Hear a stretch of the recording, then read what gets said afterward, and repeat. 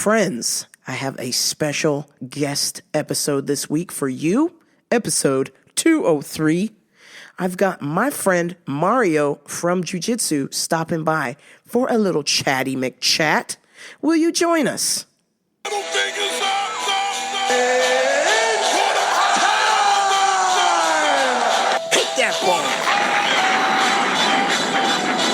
Rainbow Radio with your host, Genty. Yeah, fucking Jen is a warlord. All right, man. So, got the computer all fired up. We're all squared away. You're good? I'm good. I'm good to go. Sweet. All right, let's do it, man. Okay. Let's do it. Solid. Are we recording? We are motherfucking recording. If my microphone won't stop acting up here. Did you record the part where I talked about how much I love your podcast? No, I am sorry. I wish I did. Oh, okay, let me do it again. Okay. So, Jen, you know me. I'm Mario Moreno. We met at Jujitsu, right? Yeah. When you send me your link to your podcast, I'll be honest with you. I was like, okay, let's see what's up, right? I'm just being honest with you. Because it can go either way with podcasts, right? Yeah. The moment I hit play, it was like I was listening to the radio with my brother back in the 90s, you know? We were listening to 96.7 or X1039. Yep. And I think I told you, I was just waiting for you to shout out your DJ name or your podcast name, and you did it. And then there was a part where I'm just like, this is the part where they would start playing a song, and then boom, you played a DMX song. And I'm like, yes, this is so fun. So I love your podcast. I love the setup. I'm just really excited to be here. All right, man. Well, welcome to Rambo per Radio. Of course, you know me, your host, Genty. You are this week's special stop and chat guest. Mario, what's good? How you doing? I'm all good. Just surviving, staying alive. I'm in the middle of a feud with my neighbor, but I think I broke him, so that's good. So tell us what's going on with your neighbor, man. I know you told me in class, but believe it or not, I bought this house a while ago, and then I took a little bit to move in. So let's just keep that in mind for a second. Okay. Because it kind of makes sense. So keep that detail. Long story short, I finally decide to move in, and on my security cams, I see my neighbor like exploring my front yard and my driveway. Why do you think I take a hold the fuck? Mitch, please. Crazy. And I'm just like, okay, whatever. You know, right as I'm about to go to the door, he's out of the yard. So I'm like, okay, he left, right? Later down, like a few weeks later, he starts hanging these things on my fence that go about 3-4 feet over into my yard and down. So like kind of like in a triangle sort of slope, right? What the hell is going on here? You know, you don't do that to your neighbor, right? right. It's about respect. Yeah, absolutely. Yeah, just out of respect. And then I put my trash cans outside, right? And I honestly thought for a second I was going crazy because I'd wake up and they'd be moved like to a whole different place, or like the house over, and his cars would be there. And I'm just like, what the? So one day I woke up and I'm like, you know what? I choose violence. So and I'm just like, excuse me, dude. I have you on my cam walking on my yard. And he just starts like, yeah, I did that. And I'm like, and you're on camera. And then he goes, I didn't do that. I'm like, oh, no. You did that. You did that. You just, and then. Why do you think I take a hold the fuck? Mitch, please. But then when I said I have you on camera, he walked it back. What? And then I'm just like, I realized that this dude was about to cry. So I'm just like, okay, whatever. I'm just going to drop it because we're going to get nowhere. Yeah. And then I just go to my backyard, I push all this shit over back to his fence. And ever since then, I get the dirty look, but I'm just like, what? Like, yeah, no, this is your property. You worked hard for the money to buy that house, and you needed to do some, fixings to get all moved in and set. And now that you're there, you want people to respect your property. That's all. Yeah, and it's so funny because I'm just like, I think he realized he messed up when he admitted to it, and I said, well, I also have you on camera. And then he's like, never mind, I did nothing. I'm just like, dude, Like, whatever, dude. Oh So my I feel gosh. for that guy, and ever since then, he's just, if I go to my front yard, he runs back into his house, and Oh no. I told you I work with kids. I'm a middle school teacher. Yes, that is wonderful. I appreciate Yeah. teachers, Well, that's especially good shame. ones. So I'm like, I know you're ashamed, dude. Like, whatever. But Yeah. No, Yeah. you got to accept responsibility. And if you just admitted to somebody that you indeed did move somebody's property, and then when you're actually caught and then you deny it, it's like, whoa, what? You can't do that. Believe it or not, my biggest issue wasn't that. It was the fact that he was like walking around on the property itself. And I'm Yeah. like, dude, like, I don't want you to trip and then get Larry H. Parker on me because you rolled your ankle in my driveway. Like don't do Yeah. that. I don't go to your yard and walk around. Like, Yeah. don't go to my. I don't know. It was a mess. And but besides that, it's weird because this is the first neighborhood I moved into where I'm at night. I'm just waiting for the gunshots, and I'm just like, where are the gunshots? Hold on. And I mean, once you've elevated yourself and reached a certain status, and you move to a nice, quiet neighborhood, it's peaceful. I don't have that. 'Cause I'll go to my parents' house, and I'm just like, as soon as I pull over, I'll hear people shouting. I'll catch a fist fight. Some guy will offer me a 40, and then a few gunshots. I'm like, yeah, I'm straight home, dude. Like, I love it here. It's so exciting. I go back to my place. It's so quiet. Kids are playing, and I'm just like, what's wrong with you people? Like, the streets are dangerous. Get back in your house. And it's all chill. It's all awesome. That's good, man. I aspire to do the same thing at some point someday. For right now, where I live, the rent is remotely affordable and cheap. So I put up with the fireworks, the drag racing, the homeless person belligerently yelling in the road behind my house. It's wild. Activity growing up was you'd hear the sirens and the cars burning out. We'd run to the front yard and try to catch a police chase. And we'd just be rooting out like, yeah, go faster. And it's a police chase, you know? And we're just rooting out the violence. And it was so awesome. Oh my gosh, yeah, I totally understand. It's pretty much just about a block, the next block down. The cops are pretty much there. I can almost time it about 9:45 to 10:45. They're out there because somebody either ran the light or somebody tried to stab someone at the 7-Eleven. Or it's a homeless person ODing. So You know what's funny? So I actually got stabbed in one of the schools where I used to work at with a pencil by a 7-year-old. And it's so funny because like I have the pencil sticking out of my arm. Oh my God! I'm not sure if you can. Like, it's like, Oh my God! like I right see it. there. I see it. Yeah. So it was like right in my arm, and but the funny part was there's also these two kids fighting, and I'm breaking them up, and the principal's like, "You good, man?" And I'm like, "Yeah, I'm good." And he goes, "Are you aware of the fact that there's pencil sticking out of your arm?" And I'm just like, "Oh, wow, like there is a pencil." Yeah. Jesus Christ. Pull it out, or what I do? He goes, "No, just leave it in there. Oh my God! We'll get you an ambulance." And I'm like, you know, there's like a clinic down the street, right? And he goes, "Yeah." And I'm just like, I can just walk there. And he goes, "Okay, do you want me to walk you?" And I'm like, "No, I'll be fine, right?" And so as I'm walking towards a little clinic, I got the pencil there and it starts to bleed. So I got the blood trickling down my arm all the way to my hand. Yeah.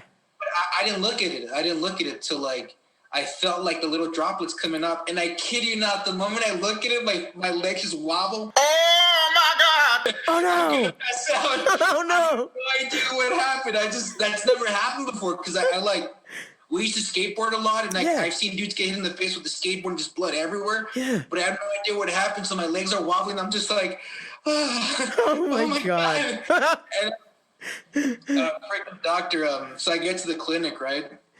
And the doctor literally, like, actually, I don't even think it was a doctor. It's just a guy in, like, scrubs. He's filling out paper, and he goes, "Bite or stabbing?" And I'm like, Oh "Come my again." God. He's coming from the school, right? I'm like, yeah. And he goes, you're either here because of a bite or a stabbing. Oh, God. And I'm like, oh, a stabbing. He goes, how bad is it? He just looks at it and he freezes for a second. And he goes, there's a pencil out of your arm. I'm like, I know there's a pencil coming out of my arm. That's why I'm here. Little did that guy know that I was going to see him again in a few months for a biting. Oh. For a bite. So that's Oh, my gosh. Mario. Yeah. You love going to hospitals, sir. I miss that school. I miss it. I miss it a lot. I think about it a lot lately. That's funny you brought that up because my cousin, she used to teach at one of these schools where it was like straight out of Dangerous Minds down in South Central LA, and she loved it. The teachers there was like, oh, you get to teach the boiler room kids, the kids nobody wants, and she's like, that's cool. And then I guess like her first day, somebody put a knife to her throat for her lunch. They didn't know she was a faculty member there, and they just assumed she's some random lady walking the school. And they said, give us your lunch. And she's like, what? And they said, yeah, we got a knife. And she's like, okay. And then the dude just grabbed her and put a knife to her throat. And she's like, I taught there for 3 years, and I loved it.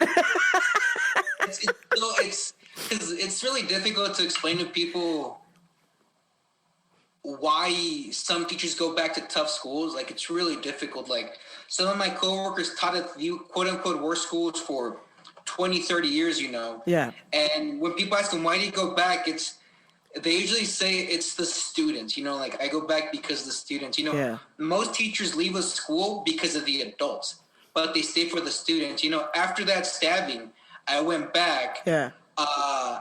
I got jumped by a bunch of first graders. Jesus Christ! Because I was a sub at, so just a little context, I was a substitute teacher for a while before I became a teacher. Yes. So I just got stabbed in the arm, and I'm not some like brand new sub. I've been there for a while, you know, I've been there for a couple of years at that point, at that specific site. But as I was getting my credential, I would take like these long leaves to go do other things for my teaching credential, right? Sure. So one day I come back from my long leave, and the secretary's like, yeah, Mario's back, like Moreno's back. He's got this. Give him all the classes. And I knew exactly what they meant. It was all the difficult classes. Yeah. They would send them my way. So, and I would always say, I'm not sure if I take them because I'm dumb or because I'm that broke, but I'm just going to take them. Yo, he's just doing it. So they gave me one of the more difficult first grade classes. And for those who don't know, I've seen grown men cry, like literally fall apart because of how difficult dealing with first graders can be, you know? Wow. So a little more context there, right? And so I have my class, and like, you know, you build your rapport with the students, even though they already know you, you know, you kind of reintroduce yourself, you do all this good stuff, right? So I walk them out and we go to recess, and I'm just like, okay, guys, line up. Let's go to recess. And as soon as I open the door, like, you know, I've had a lot of families who's gone to prison or jail. And one of the things they tell me is like, they know something's going to happen based on like the atmosphere or the way things feel. Yeah. Well, same thing as I open it, I'm just like, okay, something's up here. Like something is wrong. So I walk out with my kids. I'm like, all right, guys, here's the deal. Like, this is our corner. Like, right by our classroom door, this is where we play. It's like, well, what about the tether balls? What about the dodgeball? Like, no. Like, just let's stay here. Yeah. You know, those times where you got to listen to me. And they go, okay, Mr. Moreno. And they stayed right there, right? And I'm just like, who are all these adults and where are all the teachers? Unbeknownst to me, all the teachers were sent off to a training. And there were a bunch of subs who had zero experience or were just done with the school day. No. Like, they were done, and it could be very difficult working with these kids, right? So I see these two, like, first graders fighting, and I'm like, okay, guys, like, is violence necessary? And my super hippie approach to working with these kids, and I'm like, as I split them up, they're still swinging, and now I'm getting hit. But it's like first punches, right? You know? Yeah. But then out of nowhere, I have no idea what happens. Another fight breaks out right next to me. So now I got 4 kids. And another one literally like right behind me. So now I have 6 kids. next thing I know, all these first graders are punching and kicking me. Oh my And they- God. to 8 to 10, and they're throwing stuff at me too. I'm just like, what is going on? What happened? And my class is like, Mr. Morano, no! You need to get out! And I'm just like, I don't want to be like Hulk, just like little kids flying everywhere. So I'm like slowly getting up, and I'm just like, go back to your classrooms now! And finally, like, I just stand up and just pushing them away, like getting out of this fight.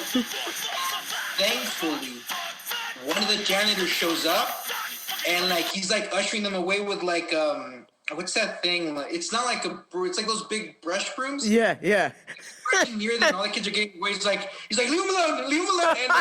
And so I'm inside. I'm just like, we get inside. I'm all sitting there. Kids are freaking out because they just saw their teacher get beat up. Their substitute teacher get beat up, and I'm just like, guys, let's all put our heads down for 5 minutes, and they all do that.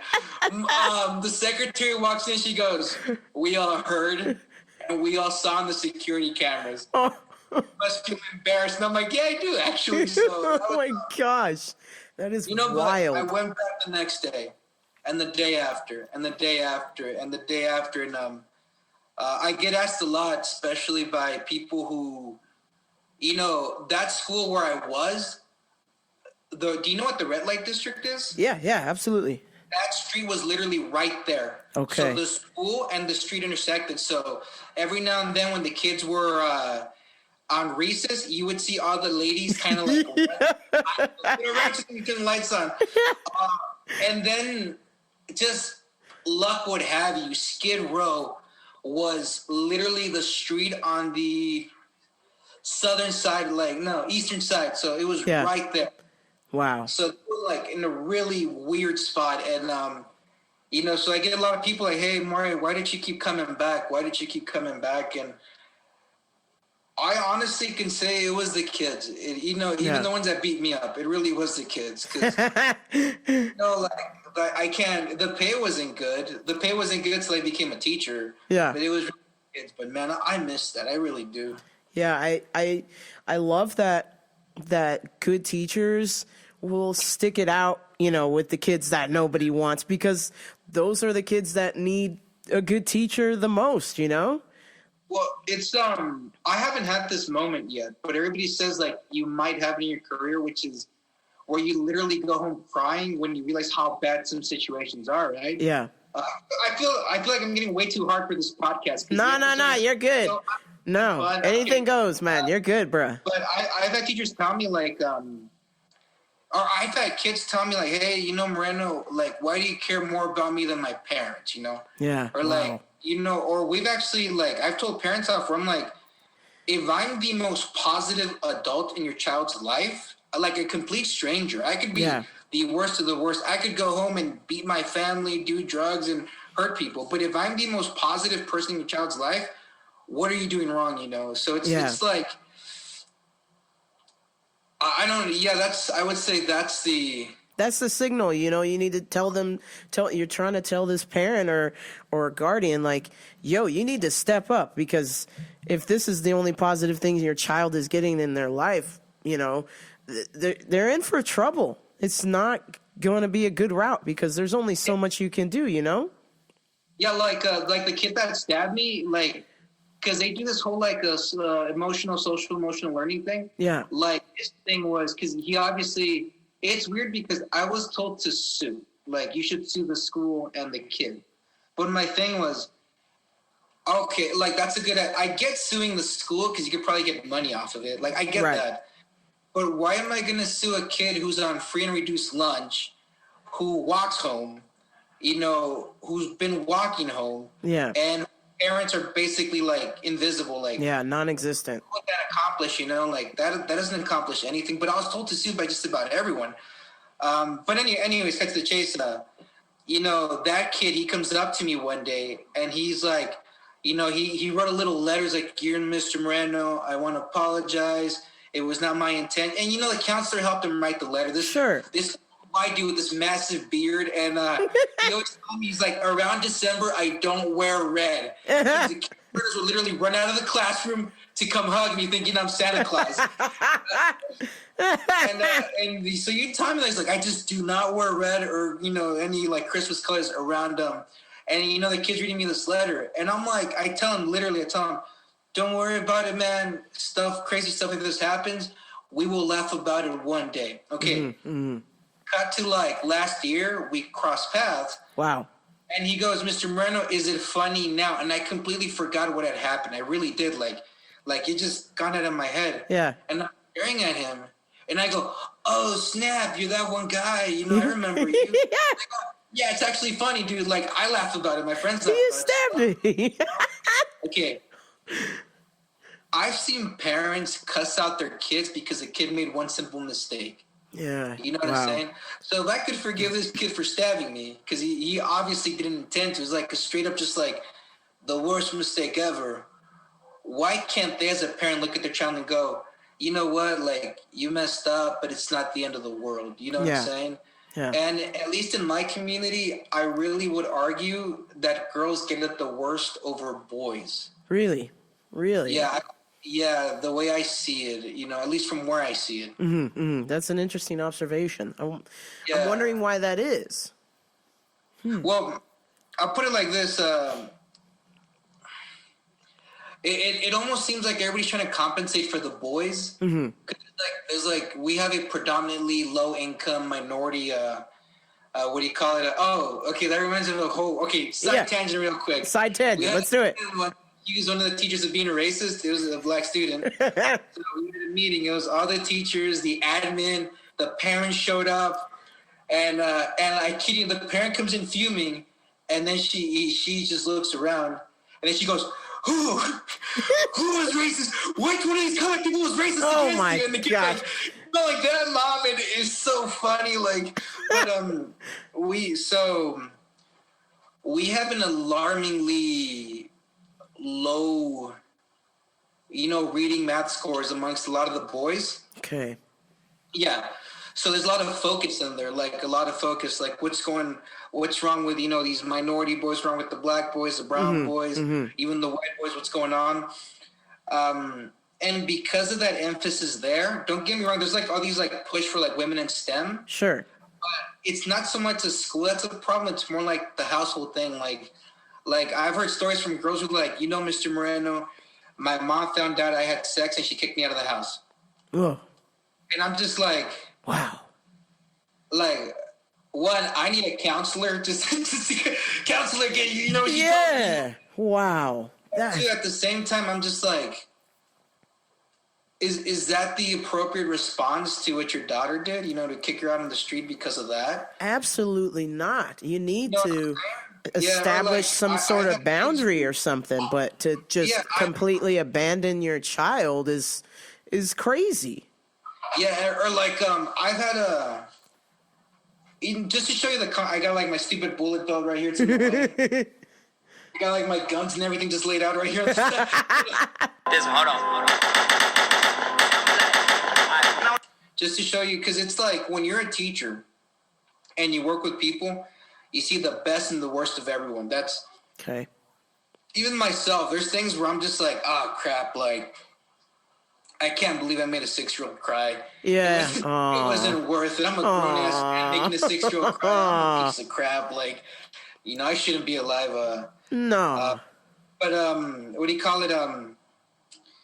I remember I had this parent, and my heart broke for her because I bought them their Thanksgiving stuff. Like, their meat. Like, she was crying, the kid was crying because she goes like, we never have this. Ooh. And she was going to call us back to say, don't bring me anything because I don't want my kids to expect something for Christmas. Wow. And that's like super heartbreaking.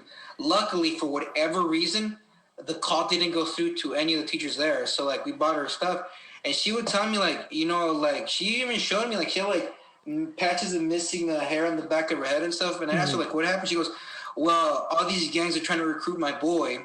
So I'm always fighting for him. Oh, yeah. And then you contrast that with my daughter had sex, I kicked her out of the house. Oh my gosh. It's like, wild. I'm not saying your kids should be having sex, I'm just saying. Right. is that the appropriate response? You know, it's Yeah, trippy. you really have to stop and think what is important. It's like, okay, your child's life, you're in charge. You gave birth to this child. They're looking to you for security, protection, stability, whether it be financial or emotional, at least until they're old enough to do so. But if you set an example where they're like, cool, you made a mistake, you're done, it's over. Like that just establishes a weird pattern for that child to be like, oh, okay, well, this is what happens when I do this. Okay, people are just going to reject me. If I make this mistake, people are just going to reject me, and I'm not going to try, or I'm just going to keep doing crazy stuff, you know? And even on the physical violence part, because I guess this is my criticism more of society in general. Mm-hmm. What comedian was it? I want to say Dave Chappelle, but I don't think so. It might have been somebody else. But he points out that men and women aren't getting along anymore. Yeah. Who was it? Anyways, and you'll see fights break out, and that's nothing new. Like, fights in schools have been going on since there was Forever. a school. Yeah, you know? yeah. But nowadays, this was pointed out to me, and it's kind of kept in this weird open secret situation where it happens, but we're not going to talk about it, at least not yet. Where you'll see girls getting roped into fist fights with boys, and the violence is the fight is so asymmetrical. Mm-hmm. It's so just and it's interesting because a lot of schools, they don't really know how to quite handle that. Mm-hmm. You know what I'm saying? Because on the one hand, it's well, if we show favoritism, it's sexism. Right. But if we do nothing, we're encouraging it. So let's just punish everyone through. Sure. And now you have all these kids who are suspended with records, and you're just are we doing the right thing? Did we do the right thing? Did we do is this the correct thing? Is this the best long-term solution out there for the problem that we just had? And that's something I do think about, because I see that more and more, but not just in schools. I'll see it out in the streets. I'll see it. I'll see it in restaurants. I'll see it in movies. I'll see it everywhere. And I'm just okay, what's going on where we just suddenly seem to hate each other so much? Where are we going wrong, guys? Help me solve this. Well, I'll tell you, just from previous school fighting experiences, which was a lot. Unfortunately, for whatever reason, my parents thought it would be a good idea to send me to private school, which is cool. There's nothing wrong with that. But at the time, in the late 80s, early 90s, there weren't that many black people, if any at all. And one of the serious fights that I had was I was 7, and I kept getting picked on by this particular kid who, come to find out, he was just fighting me because I was black, and that his parents had gotten a divorce, and his mom remarried a black guy, and he didn't like the black guy. Yeah. So he didn't know how to react or respond or let that emotion out, but then just randomly attack me at school. So I totally understand the guy on girl, female, male fight thing. Yeah. It's just one of those things. They just see a weakness, and I think it's on both sides. It's not just a gender thing, but they see a weakness and they try to attack, Yeah. Well, that's because, that reminds you of the whole bullying approach, which is was it Bill Burr? Why did it happen? Yeah. When we talk about bullying, it's well, this kid's bullying this kid. And our thing is, we're not supposed to ask the question, but if you want to solve it, you got to ask the question. Why did it happen? When we do ask the question, don't get me wrong, there's kids who are 100% the victim. They did nothing wrong. The other kid's just pray, get them, and then just counts on this poor kid. Yeah. Other times you see this sort of they're messing with each other, and then something gets out of hand. Yes. So it's there's always that why did it happen question that I don't think people are asking anymore, because everybody's so afraid to ask it. Why did it happen? Yeah. It's kind of weird now. We can't really, we're having a conversation now, but it's kind of gotten to a place where it's difficult to have conversations with people anymore, because it just escalates. And then all of a sudden, before you know, crazy stuff's happening. I agree with you. But my thing is look, I've seen the stats of the kids in my district, and if they make it or don't, like, Yeah. there's no in between. They either make it or they don't, you know, Wow. and it's a tragedy when they don't. Yeah. So to us, like, we have no other choice but to have the conversations. Yeah. You know what I'm saying? And that's why, to me, when like any controversial or edgy topic comes up, I'm just like, oh, okay, what do you guys want to talk about? And it's like, you're in public. I'm like, oh no, dude, I've been recorded by government, you know, by some district employees saying these same things. Like, you know, what do you want to talk about? And it's always, I don't know. I think I also, because my background is in political science, like, you know, I have a few college degrees, you know, and no, be proud of that, man. I tried college. I tried academic probation, I think 5 times. So it's schooling for me. Now, college is not the answer. For anybody wondering, anybody listening, I went to college. I've been kicked out of college. I've dropped out of college. Yeah. I've flunked classes. I've repeated classes. I'll even admit it. Like, some tests, I try to cheat. That's the truth. It's the truth. I'm not going to lie to you guys. You know, that's the truth. Not the honorable thing, but it's the honest thing to tell you. And I'll say this. College is not the answer, and it's not for everyone. Okay. I know a lot of people who go in to get an MBA because they want to be their own boss. Yeah. They end up working for somebody else, you know, for a very long time. Yeah. You know, college is not the end-all, be-all, especially now with, my phone's ringing. Uh-oh. I have no idea where I left it. Uh-oh. Here we go. Popular man. It's not the end-all, be-all, especially with what do you call it, like, with YouTube, with the fact that you can go on LegalZoom and set up your own LLC to set up your own company. Yeah. You know, where you can take business classes off of, like, some book from Barnes and Nobles and just, you know, instead of paying $100,000, $20 and a little bit you're of off and running, boom, there you go. You're good to go. The amount of guys that I know who are starting businesses with no business knowledge, with no background in business, no business degree, and succeeding, and I'm not talking like millionaire succeeding. No, but they're making it. Like, I'm happy with my life. I can pay my bills. I can do what I love. Is actually a pretty damn good number, you know. So that's why one of the things I when I talk to my kids about their future, I do talk about college. But I'm like, you know, there's pilot school. You know, there's the academies. There's like the fire academy. There's coding programs. There's all these things you can do. So college isn't everything, you know. Yeah. At least. That's I'm glad you're doing that, because when we were kids, I'm sure it was taught to you either go to college or you're done. It's over. You know, and so my parents, both of them, they did the whole college route, got their degrees, went back and did more college, got more degrees, and I'm just like, okay, but the pressure from them to be like, oh, why don't you go back? Why don't you try this? Maybe you need to try something else. I'm like, but for what I want to do, I don't really need to go to college. Like right now, I run my eBay store. I just find random things and I throw it up on eBay and people buy it. It's great. And then, you know, I had, prior to the pandemic, I was supposed to actually start teaching kids kickboxing at my old gym. But unfortunately, my old gym shut down. But I want to someday maybe teach kids kickboxing or maybe women's self-defense, like have my own gym. Like, I don't need a business degree to do that. So, well, you know, just to echo off of that, so I started a small online business, an online t-shirt store. It didn't start that way. I kind of played around with it. And then I went into this MBA program at the University of Redlands. Yeah. And one class in, I see that I'm making not a lot of money, but I'm making some money. And I'm just like, wait, what the hell? Why am I here? I literally just dropped out that same day. I'm just like, it makes no sense. I'm already doing the business. Like, what's the point?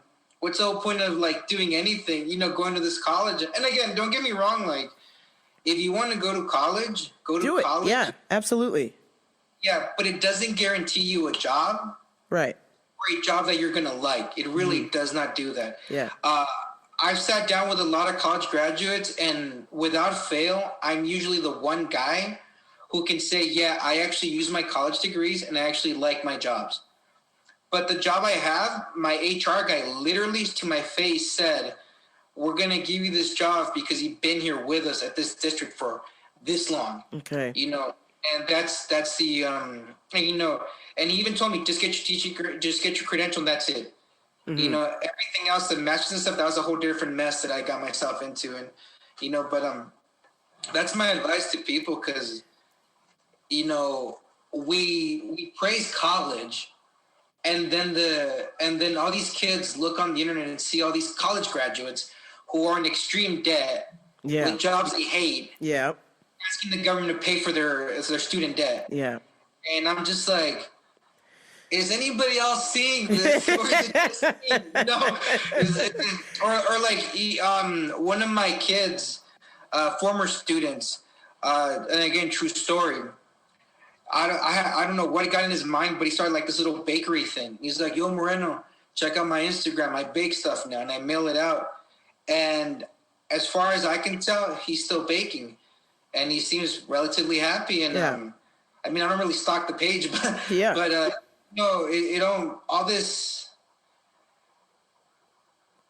in this digital era, the old institutions, you know, their credibility, they begin to lose it. Yeah, I agree. You know, they slowly lose it, and because it just seems like you're really just having this establishment to just spend an inordinate amount of money on these large buildings and facilities, and really for what? Especially in a pandemic world, like we just need the computer and we need the lessons, and that's really it. We don't, you know, why are we paying hundreds of thousands of dollars for this giant hall?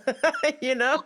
So I teach at a college. Okay. And we had this conversation many times, which is, why is a kid who wants to go into HVAC, why do they have to take all these other classes that they don't need? You know, it's not like they're not reading, like some of these HVAC guys, these heating and air conditioning people. Yeah. So, and even one of the admins pointed out, like they actually read more than some of the other. So like, what do they need? Why do they need that? And the only answer they can come up with was ROI, which is return on investment. Mm-hmm. So they need to be able to be generating that money to pay for all these things. And you know, it's really problematic because, like I said, they give 18-year-old loans for anywhere between a couple thousand to a couple $100,000. Yeah. Tell them, if you study this program, you're going to make it. Okay, you didn't make it with your BA, get an MA. You didn't make it with your MA, get a PhD, and you're good to go. Yeah. Well, now you have a PhD in a soft science that really doesn't serve anybody's purpose or needs. So you either become really, really creative and do something with it, or you do what most people do, get a job that has nothing to do with your field that you don't really like, and you just kind of hope that somehow you catch a break with your student interest rate and everything will be okay. But it's, you know, it's very counter anything you think about it. I'm actually low key that I was fortunate enough to work and get some money from my parents while I was attending college and just trying to figure things out.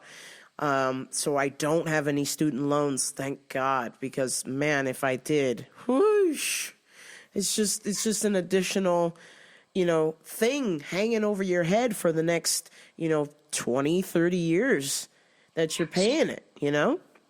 I'm lucky. Now, I don't like to talk about money because it always comes off as braggish. Like my realtor was like, "Mario, you're very thrifty. How much money are you hiding?" And you know, yeah, that made me laugh. But you know, I really am. You've seen the way I dress. I still dress like a 15-year-old boy. So do I. Yeah, my boots are like ages old. I just replaced the soles now. We shop at the same clothing store because I be gluing my shoes still. Yeah, like there's nothing extravagant about me. There really isn't. You know, the thing I spend the most money on is mainly ammo, which there isn't any right now. Yes. Pet supplies, which really, you know, it's kind of limited. But anyways, when I graduated with my teaching credential, because my teaching credential came with so I have two masters, you know. Mm-hmm. One is in education and the other one's in social science and globalization. So I have two masters. And I got the job I did where I did. And I spoke to some of my friends who also graduated college, And unless they had a computer science degree, most of them were like, well, I work this job, and how does your degree come in handy? Well, it really doesn't, Like I said, I'm the only person not the only, but I think I'm a very small percentage of people can say, yeah, my degree is actually applicable to what I do, and that to me is very, very, because I love education. I really do. I love the process of learning. I love reading books. I have my personal library. It's very extensive. I have anything from African colonial history to space exploration, from fiction books to feminist literature to manosphere literature, whatever they want to call it. Everything. I like to sit down and watch people do math on YouTube. I'm a nerd through and through. I love fantasy. I really do love education, and I value it. And the truth is, the smarter you are, the better off you will be in the future. That's just an unfortunate fact. But then when I got hired for my part-time job, my second job at the college, I interviewed against a lawyer who had just graduated and a guy with 2 PhDs, and I got the job. Wow. There's something wrong with that picture, Yeah. Something really wrong with that picture where a guy with 2 PhDs is fighting to get a part-time job. Yeah. Where a guy who graduated as a lawyer, maybe he doesn't need the job, but, if you're a successful lawyer, why are you there? Yeah. So there's something wrong there. There's just something. That's the only way I can put it. There's something really wrong there, and I don't know. I do see a positive change with more and more people just going their own way and pursuing their own interests. But at the same time, man, it's just the government talks about bailing out the kids with student loans, and I'm just like, dude, for their sake, I fingers crossed, more power to you guys, because I can't imagine having a 6-figure debt making 15 an hour. It doesn't work. It's going to take you years. A buddy of mine, he lives in England, and he's got student loans, and of course he's working a job that has nothing to do with his degree. And basically he told me, he says, I'm going to be paying $20 a month for the rest of my life. Wow. And I'm just like, wow, dude. Wow. I said, 20 doesn't sound that bad, but for your entire life, that's a lot of money. Yeah. And he's like, it's so competitive here in England to get a job. It's so expensive to live here. He's like, you're one of the lucky ones if you can afford a house to live on your own. Most people just live with their family until the family dies, and then they have the house. That's pretty much it. And income-wise, I actually have a great income. I know there's like this whole thing of teachers make bad money. Yeah. Well, if you have a credential, yeah, you make bad money. But if you do, you're unionized and you make very good money in the state of California, especially for the days you work. And again, it's heartbreaking because I'll talk to my friends and I'm just like, and again, if you want to go to college, go to college. I won't stop you. I literally have like 3 or 4 degrees, go to college, do your thing. If that's what you really, really want. Like if you love anthropology, I love anthropology. Go pursue it. But then every anthropology professor I spoke to told me the same thing. It's hard to transfer that degree into a real job. Yeah. Yeah, all of them told me the same thing. So I'm just like, I'm not going to be an anthropologist. It's the writings on the wall. Yeah, but, the income I was able to pull off, the things that I'm, able to purchase and do, that, believe it or not, has a lot more to do with the work I did outside of college than inside of it. And that's also the message I try to tell my students is if somebody hands you a very good opportunity, take it. If a teacher says, hey, I'm going to teach you how to play the piano, go for it. If they tell you, hey, you know what, I got a small little business and we're looking for a assistant or a secretary. You want to come help us out? We'll actually pay you real money. Take it. That's one of the things I try to tell my students and even adults, because I'll see adults who, and to me this is sad, we're like, they're 30, I'm 30, they're 30, and they have no direction. You know what I'm saying? Like they just have what do you want to do with your life? I don't know. And I'm just like, oh man, well, if I could give you any advice, even though you're not asking, is look for positive opportunities and pursue those. Yeah. You really will. You'll find something there. So. Absolutely. Yeah, that's funny that you brought up those opportunities and everything, because At one point in my life, actually, I would say between 2013 to about till the time I started this podcast, which was about May of 2017, I basically was like, cool, I've dropped out of college. I'm just going to be this bum who works this job 9 to 5 and doing something that they're not passionate about, and there's no hope, And for me, I was like, shoot, this sucks. And then I just kept having this dream, like I should try podcasting, or I should get into podcasting. And at the time, I was just like, meh, what is this? So I started just listening to various podcasts, and I started learning things from podcasts. I was like, oh man, I've learned a bunch of stuff from podcasts than I've learned probably the last 5 years of college. I was like, this is wild. I was like, this can't be real. And then when I started a podcast and started exploring different things, I was like, holy shit, I can do something on here. This is cool. It's, that's the answer, isn't it? What's that one thing you want to pursue, and pursue it, And if you can make a little bit of money off of it, do it. Yeah. Because, I love teaching, but I don't always love it. Yeah. I don't always love it. Sure. And the only thing that, because I know for a fact that I'll eventually leave it. I know I am. Like, I feel it. I know I'm just like there's a countdown in me, and I'm just like, okay, like when this hits 0, let's see what's gonna happen, Yeah. But I know that I'm bound to move to a different job, but I know I'll be at the right place, because you never really know what's next. You know what I'm saying? You kind of have an idea, but it's never exactly how you pictured it. Right. Mice and men, we all make plans, but they never go there. Or jujitsu, you're going to go for that arm bar, Yeah. but he's still stuck in the Kimura. He's submission, Yeah. but it's not the way you planned it, Right, totally. But the thing that's always helped me make difficult decisions and sort of navigate life when nobody else was there to give me some advice as to what they've gone through is, I've actually asked myself, if I were to take this job, if I were to do this thing, could I be satisfied with me? Not the job, with me. And if the answer was no, I dip out. Yeah. I worked, I'm not sure, it's on Orange Show Road or whatever it's called. It's at Burlington Coat Factory. Yeah. Or yeah, I used to work the trailers there, just dumping off boxes. Grab a box, shove it in the trailer, and then just do that 8 hours a day. Wow. Okay. It was mind-numbing. Yeah. My brain felt like atrophy. It felt like a shrink.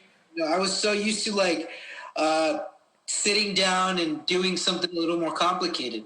Yeah. But only like my why, what got me through it was, well, I need at least $125 for jujitsu. Yeah. So that's what got me through that job. Yeah. I just need that much money for jiu-jitsu. Let's do it. Yeah. And even though I was so broke, my shoes were literally falling apart. My clothes was so poorly fitting. And I was just like, and it was also a really bad time financially for me, because I had finished my teaching credential, but I graduated in a spot where nobody was hiring. So I kind of had to wait 1.5 years before I had the legit job. Yeah. So I just stuck it out there, and it sucked. I'm telling you, it was terrible. It was, just horrible work. You're describing my current situation, except it's been 20 years. 20 years. But it's exactly what you said. Just, okay, I just need this money for jiu-jitsu. And that's it. And it's funny because I look at my dad, and I worked in the factory with my dad, the factory my dad used to work in. Mm-hmm. And I would come home coughing up like tar. Oh my gosh. It was so dirty. Like we would melt aluminum. We work in fiberglass and all this stuff. It was crazy. And I'm just like, oh crap. Like, how do you get through this? How do you do it? I'm here a week and I'm already ready to quit. And he just says, he goes, well, when I have you guys, I don't really have a choice. I just work till the end of the day, and then I come home to you guys. So, there's that why right there. That was his reason for I kept doing the job. Yeah. And then when it comes to difficult jobs and positions, if you're constantly looking for something better, something new and better, you will eventually find it. You will eventually find it. Yeah, that's why I keep just hanging on. People are like, pretty soon it's going to be a long time. I'm like, a long time? I said, it'll be 20 years in another 2 more years. And I've been doing this kind of the same thing for 20 years, except I do get little breaks where I actually get to help people. And I love that part where I get to help people who are maybe sick and are too scared to go to the doctor, so I can help them for a moment in time. So that gets me through, but mostly it's just, okay, I just need this money for jujitsu and my dogs and my cat, and that's it. That's about it. No, I hear you. Like, it's just because that was my motivation, and it was bad, and it felt like slave labor. It wasn't slave labor. There's right, no, but that's what it felt it like. enslaves your mind because you know that your mind is meant for something else. So I totally understand. Exactly. And the sad part is, I remember this one guy. I told him, and it's weird because something I would also in parts. I don't even know how we got to this part of the conversation, but whatever. Something I would tell people is watch out for those around you, because envy is a bitch. Oh yeah, no, I just talked about it on my last episode because I had an altercation with somebody, and I was just like, I know that I'm having this. I could see myself in third person, and watching the conversation, I'm like, I know I'm having this argument with this person because they're envious of my life or my ability to just kind of go with the flow, let it roll, and to not take things so personal, and it just, I could see that it would rile them up. Like, how come you did this? How come you did that? Why aren't you so upset? I'm angry. Just constantly like that all the time. And I'm just like, hey, why don't you not take it so personal? It really has nothing to do with you. And that was the truth of the matter. I said, this is how this particular system works. If you don't like it, try and change it. If you can't change it, you just learn to deal with it and move on. That's it. That's kind of the way I look at it. So, and it was upsetting to this person. They were just like, how can you just be like that all the time? And I'm just like, because I've learned to accept it. And if I can fix it, I'll fix it. If I can, I just leave it, man. That's it. And you're right. You're 100% right, because when I was at the Burlington Coat Factory just filling up trailers, I remember telling this, and that was like, normally I'll like be super open. I'll be like, yeah, I'm starting up a small little business online, and I'll just tell people everything because, I don't hide from anyone. I have nothing to hide. I had this small YouTube channel for my students a while ago. I feel like I should open it up again for them. I make these stupid little videos for them. And one of them goes, Mr. Moreno, now we know where you live. And I'm like, that's cool, dude. Like people have known where I live for decades. Like I've been in the same community since '94. Like I'm not hiding. Like But right there at the Burlington Coat Factory, I remember this one guy was like, "Hey Mario, how come you don't hang out with us? How come this? How come that?" And I'm like, "Look, I'm actually running back and forth between here and my credential program and here in interviews. So I'm just doing those things, right?" And oh crap! Remind me to tell you the issue we had with the secretary. Way worse. Way worse, JT. I'm telling you, she almost got a guy murdered. I'm not lying. She made it worse. And I tell this guy, I'm just like, hey, dude, I tell him the truth. Like, hey, look, man, I'm gonna go be a teacher. Because that's it. I'm just gonna go be a teacher. I'm gonna give that a shot.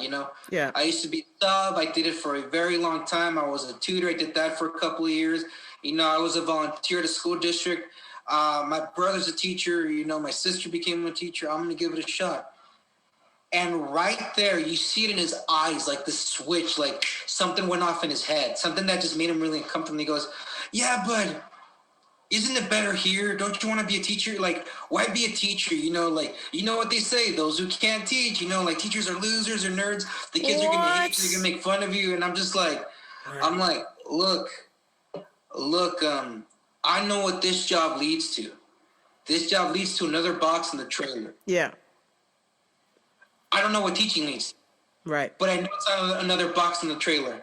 Lo and behold, it technically wasn't another box in the trailer. But anyways, that's neither here nor there.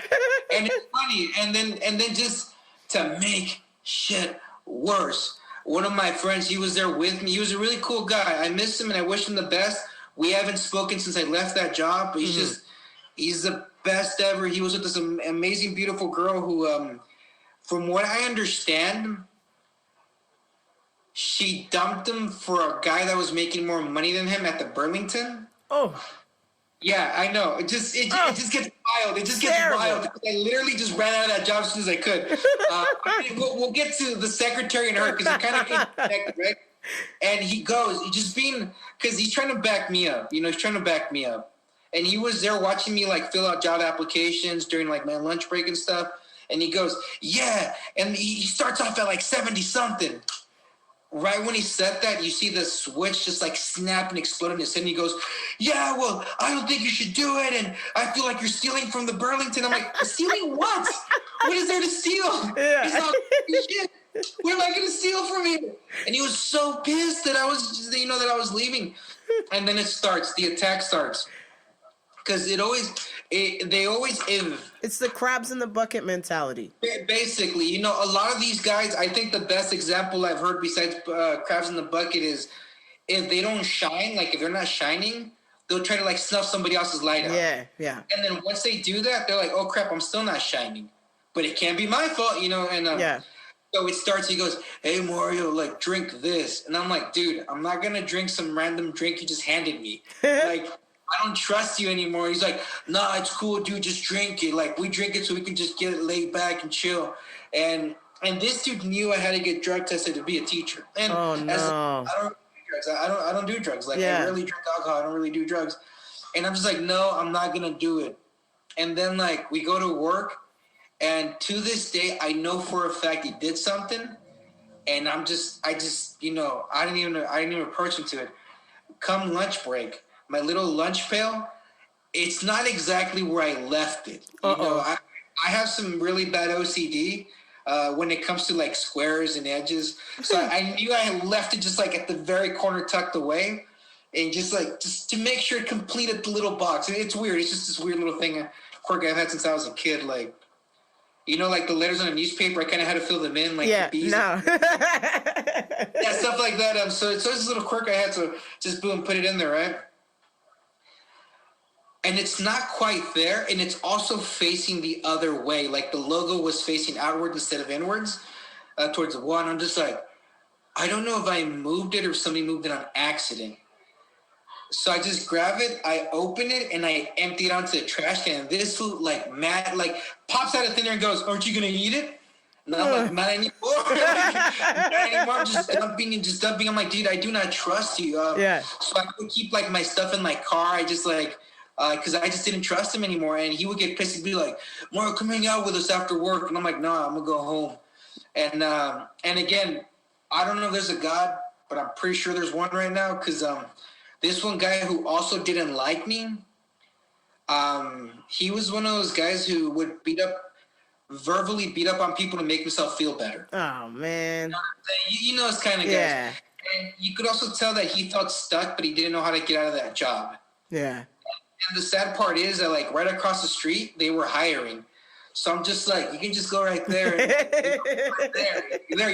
You made a change. Sometimes change is positive. Even if you still make the same, maybe that change is positive, you know? And and this guy is, like, literally, like, cornering me with his, like, little crew that he had there. Because the way I saw Burlington, I saw kind of like a prison, you know? Yeah, absolutely. I keep to myself. I mind my business.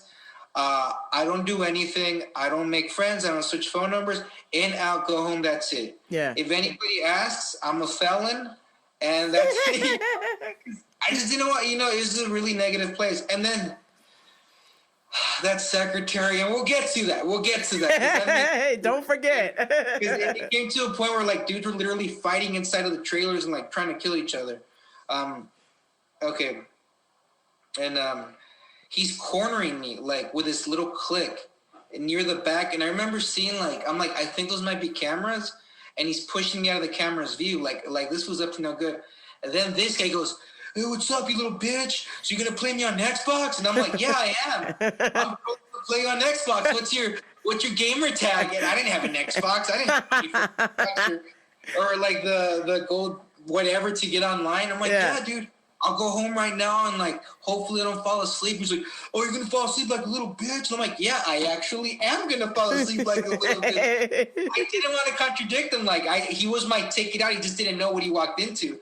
And I'm like, you're 100% correct. Like I'm just, when guys get here, they're like butter, and like a few weeks in, that's where the real man comes out, like you. And he goes, yeah, like me. But not realizing that, I go home, I drive out.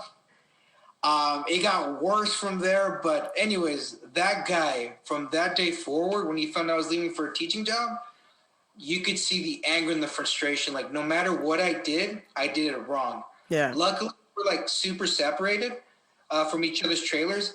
But anything I did it wrong. And it got to a point where one of the older guys, like he would sit on the table, he goes, hey, like, he's like, hey, fuck off. Yeah. Anytime you sit down, it gets awkward here. So just and that dude ended up on the other side of like our little eating area, just sitting there by himself. And it was that envy. And it got to the point where people told me, and I even know this, he wanted to commit violence. Oh, man. It's terrible. And that's what I tell people, like, watch out for those envious dudes, Tupac talks about it. Everybody talks about it.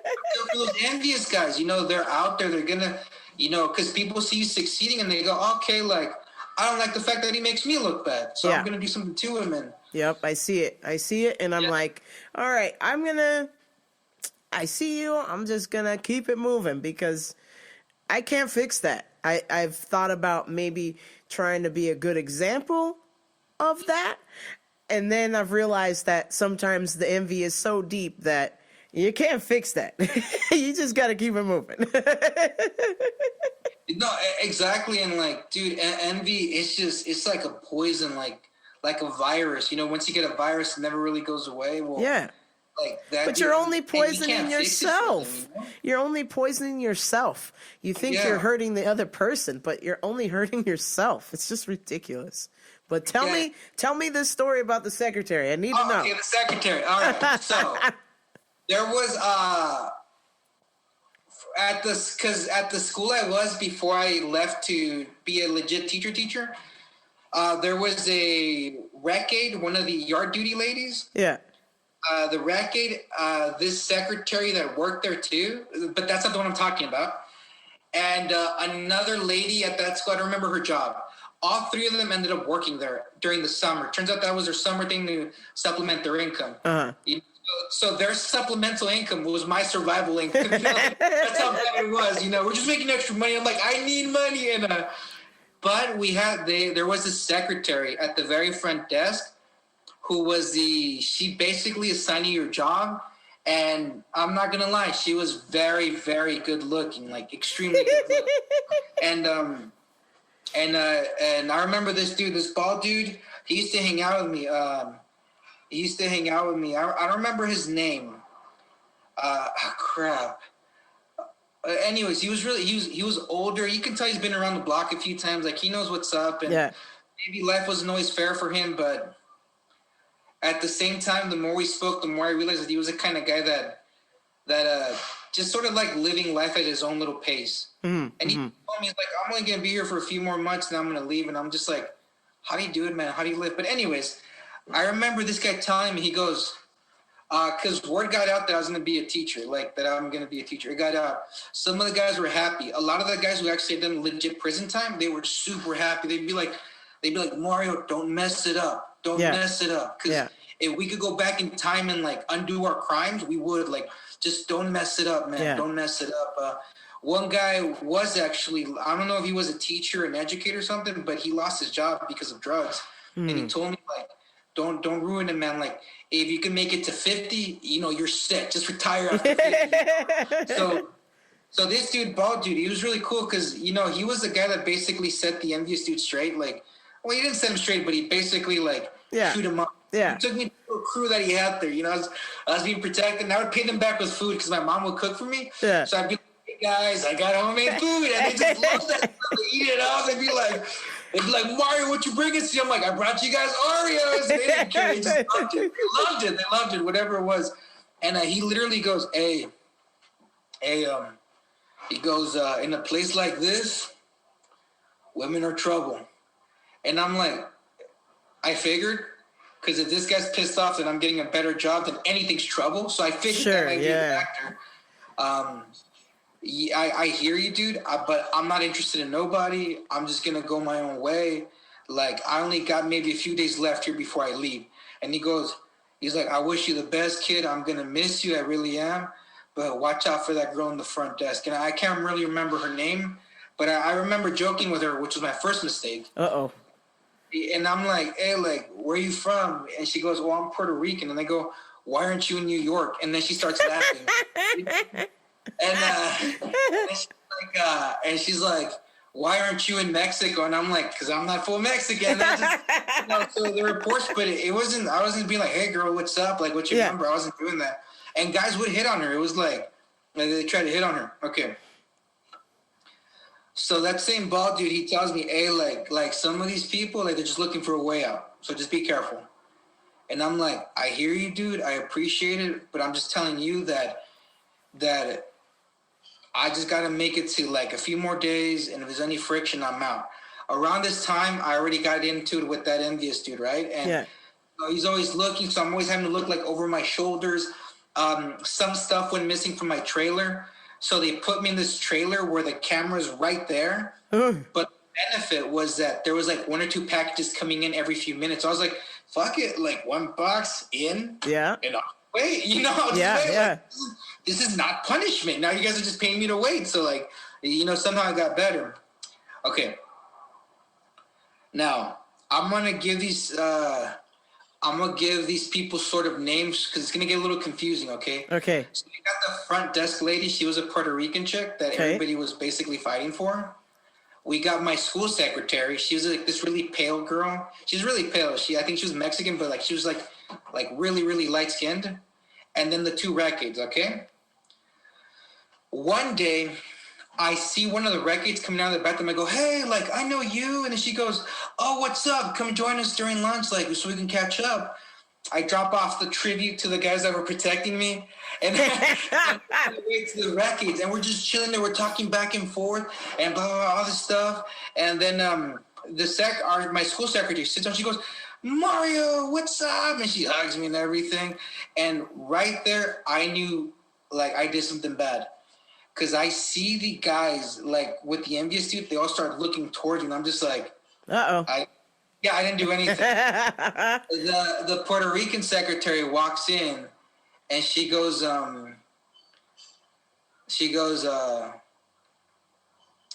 you guys know him? He works in the line, blah, blah, blah, blah.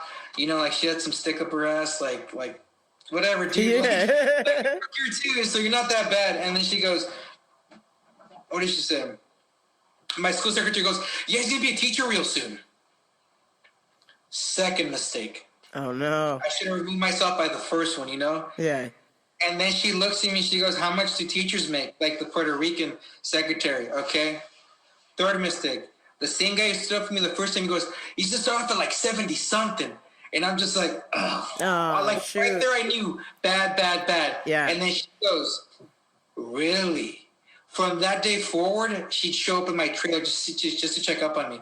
And I'm like, I'm trying to work. I'm trying to get things done. And she goes, okay, well, if you need anything, I'll be out there. And you know what? I get off of work at this time. I'm just like, that's cool. I work like graveyard shift, so I don't get off of work till like 2 or something or 10. Or I don't even remember the time anymore. Okay. I'm in the trailer. One of the guys I was kicking it with the envious dude. So I walk all the way into the trailer. So if you're pretty deep in the trailer, the camera, I assume, can't really see you. Yeah. Or this guy just didn't care anymore. And he walks in, like he walks in as soon as I get in, and he just walks in. And I'm like, I've seen prison movies. I know it's about to happen. Look, bro, don't mess with me, because I did catch can before I got here, okay? I will heel hook you, dude. I will heel hook you. And he's like, hey, you talking to so-and-so? And I'm like, who's that? And he goes, oh, that's the secretary from the front. I'm like, no, I'm not really talking to her, versus the normal greetings, whatever. Right. He's like, well, I just want you to stay away from her because da-da-da-da-da. And I'm like, look, dude, I don't want any problems. You seem like the kind of guy that's just all talk. So either we're here for business or you're going to get out. And he's like, well, I'm just going to stay here. You know how they do that kangaroo? Yeah. And I'm like, I'm like, this might work on the new guys or guys who've never seen this or guys who've never been punched, but it's not working on me. Like I'm just trying to do my job, and I'm not gonna turn my back to you because if I do, I'm pretty sure you're gonna hit me one of these boxes. Okay, like freaking clockwork. Another fool goes in there. Another one of the guys, and you go same story like they rehearsed it, and I'm like, so is he one of your chicks? Like, is she like, does she belong to one of these? Yeah, what's going on? And that's like, geez, like I love the fact that some people are stupid. They look at each other and then they go, "What do you mean you're talking to her?" And I'm just like, oh, like these guys are stuck in high school. Yeah, like their head is still in high school, you know? Yeah. And they exchange some words, and next thing I know, I'm just like, I'm trying to inch out behind them. They start fighting, like really just like going at it. I'm like, screw this. I just walk out of the trailer. Some other guy just grabs me from the shoulder and he goes, what's going on in there? And I'm like, these idiots are fighting. And then he goes, okay, he goes in there. Another dude. So next thing I know, there's 4 dudes fighting. Then this tall, like, manager guy that we had walks in there. I don't know what he says to them. They all walk out and they're just like, hey, watch your back. Oh my God. Watch your back. We're going to get you. Watch your back. And I'm like, what did I do? You didn't do anything. That same night, I'm just like, okay, like, if I'm going to go out, I'm just going to go out on my shoulder. If I'm going to get jumped in front of a Burlington Coat Factory, that shit's embarrassing. Because it's a Burlington Coat Factory. You know? That's like getting up inside of the Victoria Gardens, like run across the Orange Julius gang or something. What's wrong with you? You know, the Panda Express homies were upset that you were there. Like it's embarrassing to get jumped in front of something like that. So as I'm walking out, and just like I said, God bless stupid people. One of the dudes that walked into my trailer, and for those who've never been into those trailers, they are pretty dark in there. So yeah, I guess I also got kind of lucky. He kind of goes, hey, you Mario? And I go, no, that's the other guy. And they just keep walking. He's still looking out, and I'm like the last guy that walked out. He's still looking at him. And this chick, she just wouldn't let every time she show up, and without fail, within 30 minutes, 2 dudes, hey, that's my girl. And finally, it got to the point where one of them actually swung at me. Oh no! He swung at me, but the cool, you got a little bit of bob in that weed. Yeah, and he's coming at me. I'm like, hey, bro, like, chill, dude, chill. I know you're upset, chill. And then to make it easier, it was like really close quarters. So I was just thinking of doing kind of like a double leg and then just kind of way there. And I'm like, chill, bro, just chill. And I got lucky because next to me there was this dude. And not to go too much into his history, but he once mentioned in passing that his family was like drug affiliated. Okay. Like he wanted to go straight, like he was going to college and stuff, and but his family was drug affiliated. And like as this was swinging at me, and I'm just like, okay, like next shot he throws at me, I'm just gonna double leg him, and we'll see what happens from there. Yeah. I just see this fool pick up a box and just throw it at the dude's head, and the guy's like, boom, like looked back in shock, like he didn't think anybody was gonna hit him. And he goes like, hey, like, leave him alone. Like, it's not worth it, man. Just go back to your line. And I'm like, yeah, go back to your line. Like, just making things worse for myself. And it's lucky because nobody messed with him. But, when you're drug affiliated, like, who's going to mess with you? Right. And you're linked up. I certainly wouldn't. That reminds me of one time where I was at work, and this delivery driver was just being an absolute prick, and he had dropped off some bread and made a comment, and I was just like, all right, we'll see. And so I ended up picking up a loaf of bread, and I went, bombs away, and I chucked it, and it hit him right in the back of the head, and he was like, who threw that? And I just dove behind some boxes. But it's so because I was like, I can take him. I can like do a double leg. Yeah. And, like I was trying so hard not to, because just to show you how toxic this place was. Yeah. The guys that were running the place, the guys that were watching over us. Yeah. Okay, so true story. Okay, stack of Bibles, lie detector, whatever. Stuff goes missing, so they tell us, bring the boxes if they're open. Bring them to us. Every open box, I didn't care. I was already accused of stealing, whatever. So, like, I was just, just wasting more time. Yeah. The same guy that threw the box at him goes, hey, like, they're stealing stuff. like I've been seeing the same guys, like our managers. Those same guys are stealing stuff. So I'm gonna call the little hotline number that they gave us, and I'm like, dude, don't call. And he's like, why not? And I'm like, I'm 90% certain that somehow they're gonna know it was you. Yeah. And he goes, no, like, I think it's the right thing. He's a really nice kid. I just, he was born into the questionable family, but he was a really nice guy, So wherever he is right now, I hope he's doing well, and I wish him the best, But so finally. Oh, and they gave us a special phone to call from. Yeah. Like there was like the phones or whatever that they were set up, and just to call, and it was supposed to be anonymous. So he's like, look, I got here. He's like, look, I'm gonna use my cell phone, star 69, whatever, and I'm gonna call them up. And we're all just on break, chilling, and all the managers go into that room. He dials it. One of them picks it up, and they all look at the phone where we're supposed to be calling from. He just hangs up, walks to the bathroom, and I'm like, what do we tell you? Like, these guys stealing are the same watchdogs that are supposed to prevent stealing. And no, seriously, that place was freaking horrible. Was freaking what do you call it? Toxic, because even my school secretary, and she was very pretty too. Yeah, she was very pretty. As I'm leaving that very last day, she runs out and she just grabs me by the arm. She goes, let's go. And I'm like, crap, what did she do? Like, this is my escape. And she's like, let's go. And I'm like, what happened? And she goes, I have no idea, but I was talking to one of the guys and they just started fighting right there. And I'm like, well, we're gone now. Like, it's not our problem anymore. And it was a really bad spot, It was, Jesus Christ. Oh, man. Toxic environment. Oh God! So I since we met through jiu-jitsu, I want to know what brought you to jiu-jitsu. How did you find fighting or martial arts? What brought you to there? So believe it or not, I'm more of the OG. I'm proud to say that. My uncle, who was a truck driver, he would bring my dad tapes from like Mexico and all these other places. Mm-hmm. Would be Pancrase and K1 and UFC, and my dad would watch them back in like the early 90s. Yeah. But my brother and I watching them, so he'd send us to our bed. But he would always mention that within minutes, both my brother and I would be standing there just watching it with him.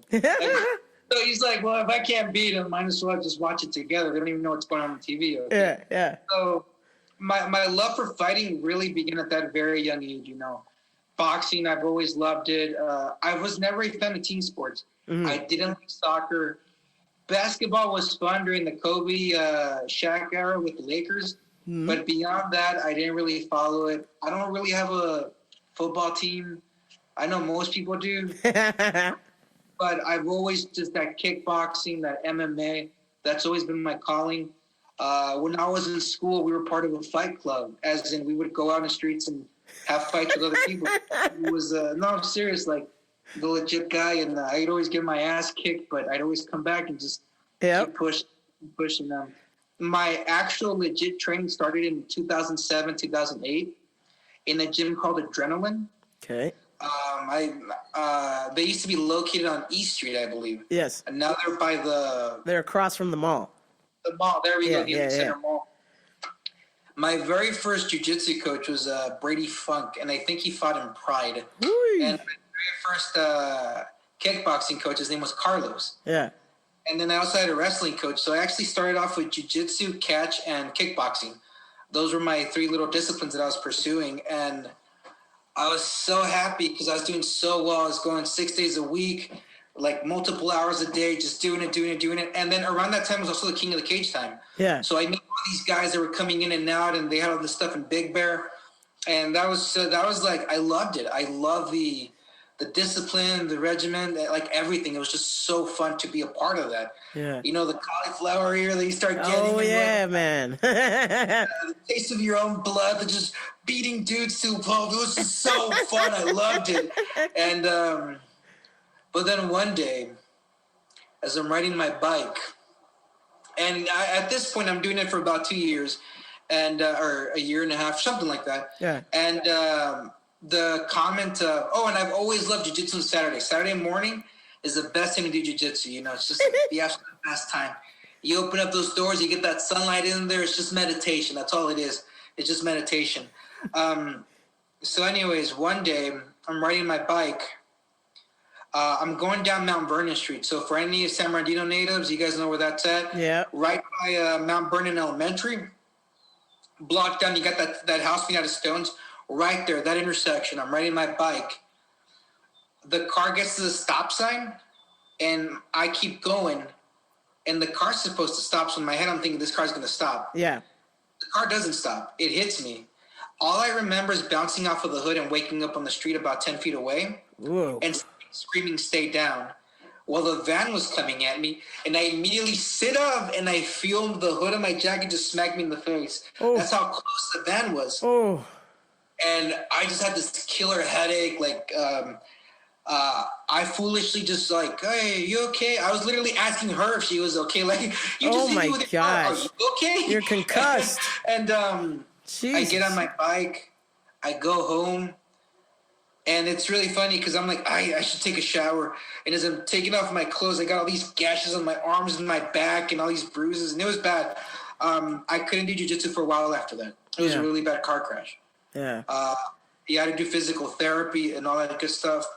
And then I call it the broken jiu-jitsu happened after that, which is I left adrenaline. Mm-hmm. After I left adrenaline, I wanted to go back, but I didn't want to be a weight in the class. I didn't just want to be like, well, you can't really move right. Yeah. So I bounced around from different places. I bounced around from all these other clubs that were around there. At the time, there was a lot more gyms, believe it or not. I think the Unbreakables was there for a while. Mm-hmm. San Bernardino. Brian Warren is his name? The Unbreakable? It was called Unbreakable.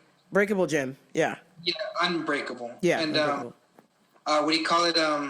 A few guys, they actually had like backyard mats and stuff set up, and they were doing their thing in the backyard.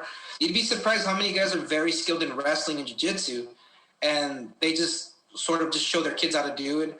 One of my friends was a kickboxer, and he would kickbox, I don't want to say underground, but I'm pretty sure it wasn't sanctioned for money. And, for a while I was just kickboxing with him, and it was fun. Unfortunately, I kind of lost him to heroin. Oh, man. That's how his story ends. He didn't pass away. He's just doped out, Yeah. At a certain point, you can't do much when you're that doped out. Yeah. But no matter how much my body hurt, no matter how physically poor I felt, when I was doing that stuff, I felt good. I felt alive, It's, I have clinical depression. But the only time I don't is when I'm doing that, when I'm at jiu-jitsu. I feel so free. Even if I'm getting strangled, I feel so free, Oh, man. What do you call it?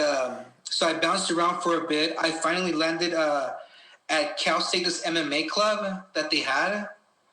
I'm not saying I'm some like high level skilled guy. I'm really not. I've been a white belt for years now. If it wasn't for what little catch I know, I'd probably be getting destroyed every single day, But nah, that's not true, man. You're way up there. Well, I appreciate that. But I go there, and you got all these kids who discovered MMA because of the outcomes of Chuck Liddell and all those guys, that like early 2010s. After those guys, they don't know Mark Coleman, but they might know Randy Couture. And they're there and they're training because they want to compete. And there I am just slaughtering them. I'm just like, this is a neck crank. This is how it feels. I was like, this isn't the place for me. But at that point, I just been bouncing around from everywhere, no actual legit discipline. And then I found a really nice gym. It was a gi gym. And then I got hit by a car again. Oh, no. Twice. Yeah, it's going to be a recurring theme of this story. I can't seem to stop getting hit by cars. This one was bad because there was actual a traumatic brain injury and stuff like that. And I literally stopped doing jiu-jitsu and kickboxing and cardio and lifting for a very, very long time. Mm-hmm. I had very little. I lost mobility on my back and neck. I couldn't feel my fingers. If I had to use a pencil, I'd be like those thick ones, so I could actually write with it. And my writing was ugly. I mean, it was always ugly. It just got uglier. What do you call it? But always in me, there was always this fantasy, like, I got to get back. Yeah. Yeah. That black belt. Yeah. No matter what, I got to get that black. I have to. Like, that's the one thing that just kept pushing me for a while. Yeah. Finally, I get better, but I get hit by another car again. Oh my God. I got rear-ended twice back to back. Put me out again. Sheesh. And at that point, I'm just cursing God, like, why? But it doesn't matter because, you know, all things shall pass, you know, and so will this. And when it passes, you know, let's go for jiu-jitsu. And Yeah. because there's always that fight in me, you know, like I can't explain it. I don't know where it comes from, but it's always there. It's always there. Yeah. And I kind of hate it because it pushes me to do things I don't want to. Like, at 5 in the morning on a Sunday and mow the lawn, or a Saturday and mow the lawn, so I can go to jiu-jitsu at 10. You know, and Yeah. you know, Totally. stuff like crazy stuff like that. You know. But it builds the martial arts. It builds that discipline. Yeah, exactly. You know, discipline equals freedom, right, Jocko? Right. And, Right. Absolutely, man. What do you call it? And then finally one day, I'm just like, you know what? This is as good as it's gonna get. I'm not as flexible as I used to. Everything feels dead. You know, everything feels broken. Let's see what gyms there are out there. And I came across 10th Planet Redlands. Yeah. I showed up. First day, I was able to hold my own for the first 5 minutes. After that, I puked my way home. It builds character. Vomit builds character. That's what I tell these guys. It builds character. But I was so happy that the muscle memory kicked in. Yeah. Quickly, very quickly. Yeah. Like, I'm like, oh, dude, full Nelson. And I got to do the quarter Nelson. Yeah, Like, and just yeah. spin like this, grab the arm, crank back, and there you go. Yeah. But at the same time, I felt the limits of the car crash. You know the scar tissue, the brokenness. I felt all that, and but even though it hurts to do that, I don't know. I can't see a world where I don't do that. You know, like Yeah.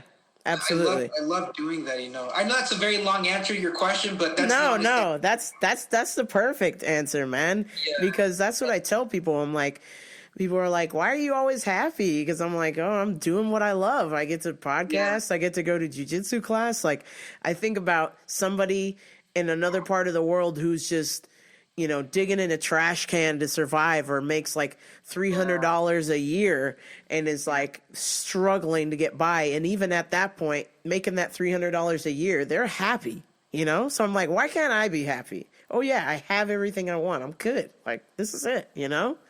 Exactly. And that's my thing. You know, because I'll see guys pissed off or upset at jiu-jitsu. I'm like, how? Yeah. How are you upset? It Yeah. feels good to be here, man. And, you know, it feels good to be alive. You know, it feels good to all these things. And, you know, I just love it. Do I think I'll ever be at the Gordon Ryan level? Probably not. Yeah. But do I think that I could pursue my own little path in jiu-jitsu and, you know, do something that I'm proud of? Yeah, definitely. You know, and that's, at the end of the day, that's really what matters to me the most is, you know, when I get home from jiu-jitsu every day, or just in general, when I get home, I ask myself 3 very important questions. The first one is, did you fix something? And it's okay to say no to that one because there's, you know, you can't always fix something. There's not always something to fix. 2, did you make things better for somebody else? And I love answering yes to that one because one of my little cheats for that question is, like, if I see trash on the streets, I'll, like, pick it up and throw it away somewhere. You know, like, yeah. Yeah. And number 3 is, did you put in your all? Did I put in my all into whatever I did?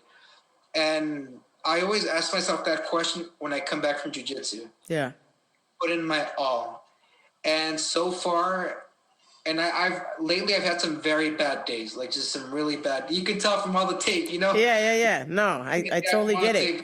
You're dedicating your body, you know, to your craft, and I 100% respect that. And I also respect that you take the time out with each person. I've noticed to try and show them something, to share your experiences, to at a point that, you know, that could potentially help that other student, you know, go to that tournament or become the next Gordon Ryan. You know, that little bit of knowledge that you've learned and passing it on. It's really cool watching you do that, because you do that with me, and I'm like, man, this guy, he's so patient because I'm so terrible, and he's trying to walk me through it, and I'm just like, I can tell in my mind, I feel like he's like, here we go. No. Jiu-jitsu, there's no secrets in jiu-jitsu. That's my opinion. Yeah. Like, I honestly believe that just watching the way a guy sits down for a roll, the way they sit, you can tell a lot about their skill, in my opinion. Yeah. So there's no secrets of, like, if I have some really awesome trick that I'm catching people with, I'll share it with everyone, because you know, there's no secrets in it. And why wouldn't I look? I don't remember his name, but he actually competed, like legit competed in King of the Cage. And I remember him coming one day. Oh, you know, here's a better story. Back with Brady, one of his friends who was also a black belt came in and, like, just to chill with us. And he rolled with everyone. Yeah. If you asked him, hey, you want to roll, he would roll with you. If he caught you with something, he would show you how to do it. Yeah. If you almost caught him with something, he'd tell you, like, oh, dude, good job, you're doing the right thing. Or, like, he'd walk you through it, and he'd set you up. And, you know, I can say that I made that guy tap like 10 times because he showed me how to do it, because he let me do it. Right. If we were competing, it would never happen, right? Right. But the opportunity, and in doing so, I learned a lot. And the way I see it is, if some black belt, you know, can do that for me, why can't I do that for another? You know, why I as a black belt can't do it for somebody else? You know. And, right. Right. And jiu-jitsu, there's really no secrets. If you just sit there and just watch people roll, you know, you'll see what they're doing quickly. There's no hiding anything in jiu-jitsu. It's so there, you know. It's I don't know. I just like, it's the right thing to do in jiu-jitsu, you know. It's the right thing to do. Well, I appreciate you, Mario. Any questions for me before we wrap this up? I love your podcast. That's what I have to say. Well, thank you, man. It's kind of wild when people tell me that they like it, because I feel like I'm like, as I'm talking to myself, because most of the time it's just me. So I'm like, is this going to resonate with someone? Is this going to make somebody smile? Like, because it's making me smile, and I just hope that even though they can't see me, that it would make them smile, or at least chuckle, or make, you know, their day or their moment. For just a moment to just relax and just have a good laugh, you know? No, it really did, because as soon as I pressed play, it was like, holy crap, it's 1996 again. I love this. It felt so good. I loved it, and I really enjoyed it. And I'm really happy that you let me on with your podcast. It's really nice. Yeah, man. I'm super excited that you stopped by, because I don't normally have guests, for the simple fact that people just get scared. Like, when I started this, I would specifically go out to people. I'm like, I'm going to interview you. I'm going to interview you. So get ready. I'm going to call you. I'm going to do this. And then when it came down to the 11th hour, people were like, I don't know. Or, it's not that I don't love your podcast. I'm not comfortable. And then I started to realize, like, not everybody's in a place where they are willing to try something new like I did with this show, or explore different things. And so I'm learning that about people. Like, okay, if somebody says they want to do the show, maybe they don't. They're just trying to be nice. Like I said, once you wait up, the moment you're like, hey, you want to be on? I was like, yes, I would love to. Cause I'm so used to getting people like, what's your opinion on this political thing? And I'm like, okay, but you're like, let's have a human conversation. I was like, yes, let's do that. I would love to talk to you. And again, thank you. I hope this episode does amazing. If it doesn't, it's my fault. No, and it's nobody's fault. Happy to jump on again. So, no, man. If the numbers for this episode or this show, it's a weird thing. It's not the content. It's literally the days and the times that they get released. So if you want to have a successful, amazing podcast, you want to release a show between Monday and Wednesday. For some reason, Thursday through Sunday, nobody's listening. It's just not happening unless you're Joe Rogan. That's it. Yeah, I bet. Yeah. So I end up releasing podcasts on weekends, because that's what works for me. And I feel like it's more of a treat, like a rare find, like, oh, snap, like, you know what, I don't really have anything going on. Let me turn this on. Like, so I just think of it as that, even though most people, or if I had a manager or something, they'd be like, you need to release on Monday or you need to release on Tuesday. I'm like, I'm not doing that. I release it when I want to. And it just seems like I like to release on the weekends. So nice. Well, hey, again, thank you for having me. And I don't know, maybe I have some more cool school stories to tell you later on. And absolutely. You just text me when you want to tell me a story and we'll turn this thing on. Okay. All right. Sounds good. All right, Mario. Thank you so much for your time. As always, you are fantastic, man. Oh, thank you. God bless. Have a good day. You too, man. All right. Take care. Peace. Fuck you. Oh, fuck you, fuck you. Fuck you, fuck you.